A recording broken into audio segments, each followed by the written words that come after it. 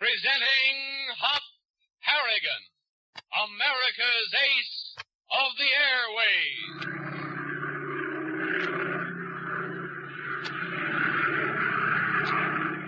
CX-4 calling control tower. CX-4 calling control tower. Standing by. Control tower back to CX-4. Wind southeast, sailing 1200. All clear. Okay, this is Hop Harrigan coming in.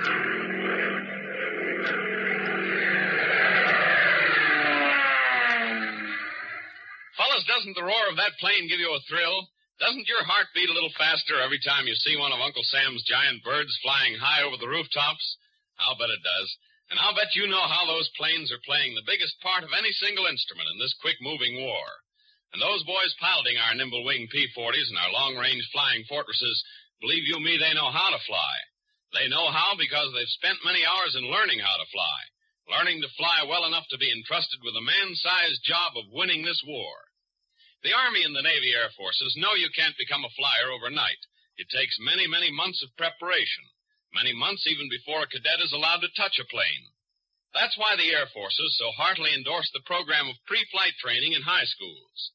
These courses make it possible for you fellas in high school, even though you're only 16 to 18 years of age, to begin learning now, as part of your high school course, the things you would start learning if you enlisted in either the Army or Navy Air Forces. Pre-flight training in high schools includes courses in physical training, military drill, aerodynamics, meteorology, navigation, and other subjects that airmen must know. Fellows who take these courses in high school save themselves and the Air Forces many valuable hours later on, if they should enlist as air cadets. And you can do that, too. Remember that even if you never fly one of Uncle Sam's bombers or fighter planes, the knowledge you gain from your high school aviation courses will fit you for the peacetime expansion of aviation in which America and American men are going to play a worldwide and leading part. Pre-flight training courses are now being formed in high schools all over the country. Find out if your school is offering them. If not, speak to your principal about it, and ask him to include them in the curriculum for your next semester. Now, if he wants more information, he may write to the United States Office of Education in Washington, D.C. America needs flyers.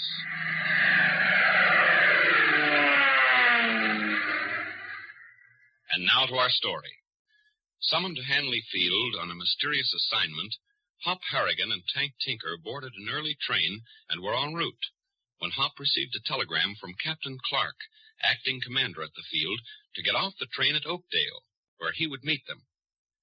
Previously, Hop had learned from reading a newspaper that a cargo plane had been mysteriously forced down the previous day, and putting two and two together, the boys decided that that was why they had been called in.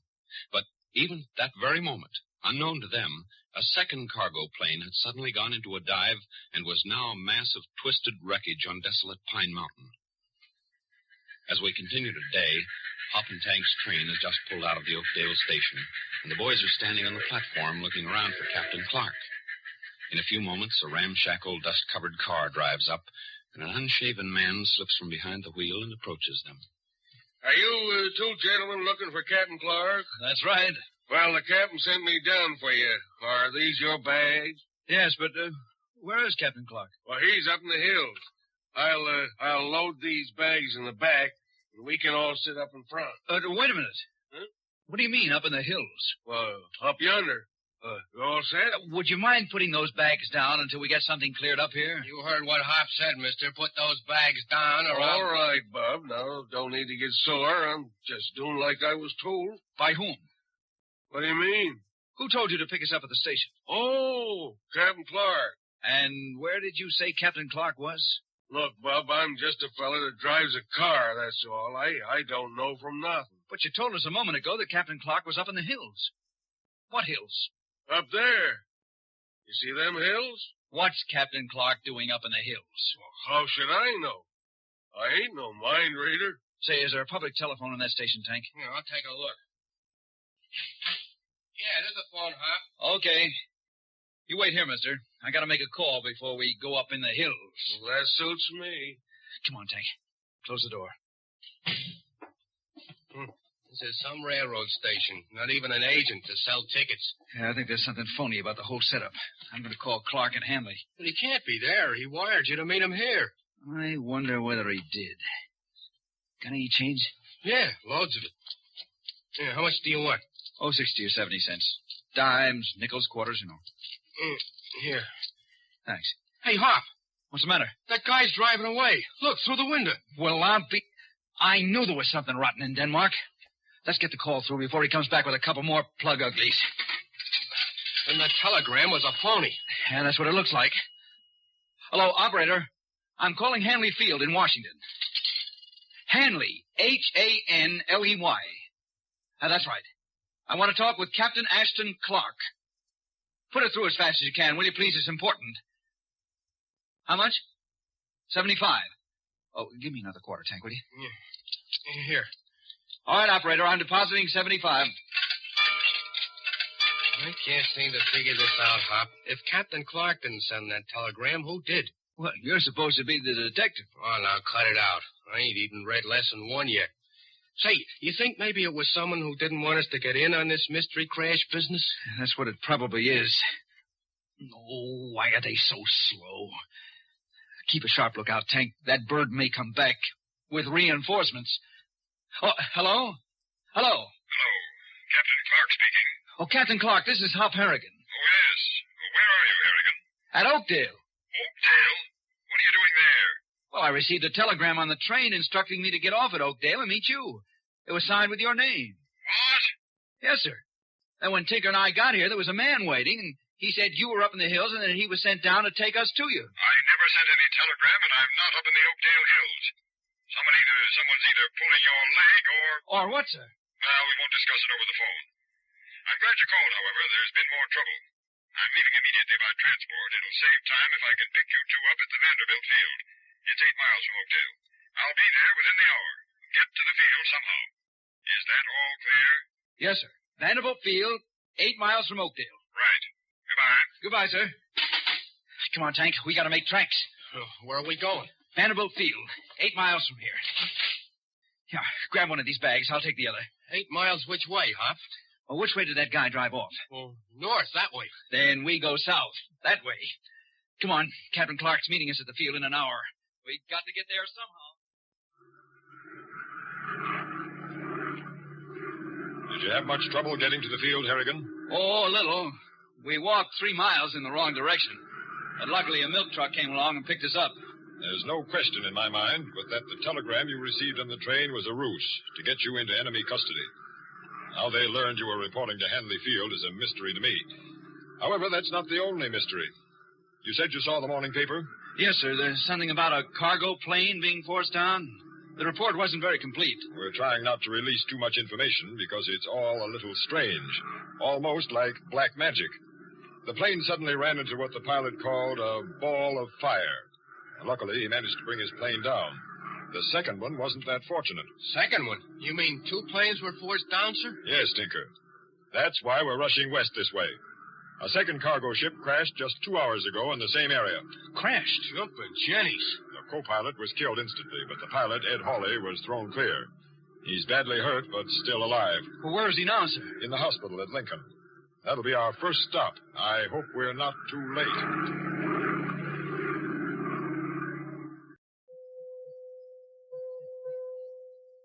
This way, Captain Clark.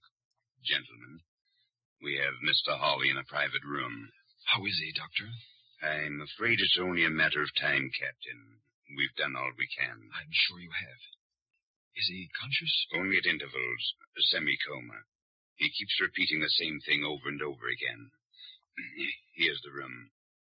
Enter as quietly as you can. Yes, of course. Oh, yes. Light. Well, heat. Light. Heat. You see? And that's what he keeps repeating. Something about light and heat. Did the plane burn when it crashed, Captain Clark? Yes, it did. Mr. Hawley suffered only one burn on his right cheek. May we move a little closer to the bed, Doctor? Yes, of course. Light. Heat. Light. Light. Heat. He He's stopped now. And that's all he's been saying? So the nurses tell me. What do you make of it, Harrigan? Well, he must be referring to the fire. Light and heat. And yet you say he was thrown clear. If he was thrown clear, how'd he get the burn on his cheek? I think you've got something there, Tinker. Was it a bad burn, Doctor? Quite bad. Nothing, however, compared to the internal injuries he suffered. Is he liable to awaken again? There's no telling. I suggest then, Harrigan, that we get to the scene of the crash before dark. Doctor, I'd like a nurse stationed at the bed. Have her jot down everything he says. We'll return as soon as possible. Very good, Captain. It will take all of an hour to reach the scene of the crash, Harrigan. We'd better hurry. Come on, Tank. Right behind you. It certainly is windy up here on the mountain. Well, Harrigan, now that you've examined the wreckage, what do you think? Well, I don't know what to think, sir. As you say, it's all a little strange. Both accidents occurred in this vicinity, didn't they? Within the radius of 50 miles. Both over Pine Mountain. That's right. See any sign of wing failure in the wreckage? Well, it's difficult to tell. Everything's so horribly burned. And that fire must have been terrific. Look at that windshield. It's just a twisted glob. Say, what happened to Tinker? I guess he wandered off. Hey, Tank. Tank, where are you? Right here, behind the boulder. I think I found something. You better take a look. What can he have found over there? I don't know. Shall we look? Might as well. Watch your footing. It's dangerous. What do you got, Tank? Look, one of the props that was thrown clear when the plane crashed. That often happens. Engines have been ripped out and hurled hundreds of feet from the actual crash. Yes, I know, sir, but look at the prop. Look what happened to it. You mean it's bent out of shape, Tank? No, it's more than just bent out of shape. It's melted. Well, after all, Tinker, the plane caught fire and the prop's aluminum. Wait a minute. Tank's right. There's no reason why this propeller should be melted. It was thrown clear of the crash. It never got near the fire. Well, it seems that despite all of Hop's good-natured kidding about Tank wanting to become a detective, he has stumbled on something important.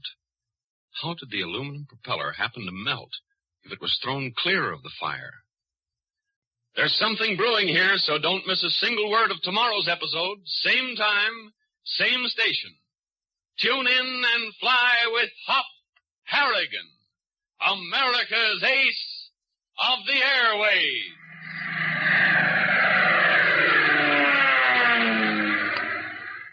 Hop Harrigan is a top-notch flyer, an expert. Now, you fellas know what an expert is, but let me quote Webster's dictionary. An expert is one who is skilled. In other words, someone who does his job just a little bit better, the fellow who has that extra something. How did Hop get to be an expert in such a skilled and highly technical field as aviation? There's only one answer. He was thoroughly trained in the groundwork, the fundamentals, while he was still a youngster. You air-minded high school juniors and seniors, you boys who want to join the Army or Navy Air Forces when you're a little older, you boys and girls who are looking ahead to a career in aviation, all of you can get the necessary basic training by taking the pre-flight training courses now being established in high schools in the United States. If pre-flight training courses have not yet been started in your school, get your folks, your friends, your high school principal interested. If he wants additional information, he may write the United States Office of Education, Washington, D.C. America needs flyers. CX-4 to control tower.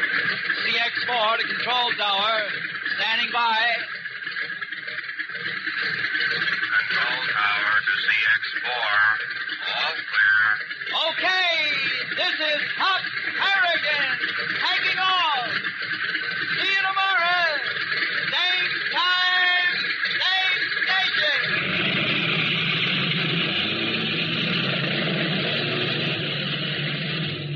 Hop Harrigan is a copyrighted feature appearing in All American Comics magazine. Hop Harrigan has come to you from New York. This is the Blue Network.